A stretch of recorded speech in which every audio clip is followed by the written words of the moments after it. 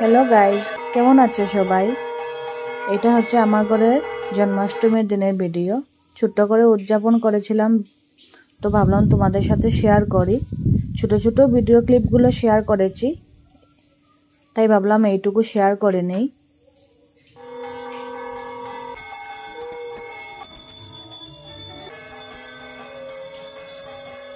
আমি কোনো পুরোহিত দিয়ে পুজো করি না, নিজে নিজেই পুজো করি। যেটুকু জানি সেইটুকু দিয়ে পুজো করি ভক্তি করে। একদম ছোট্ট করে উদযাপন করেছিলাম।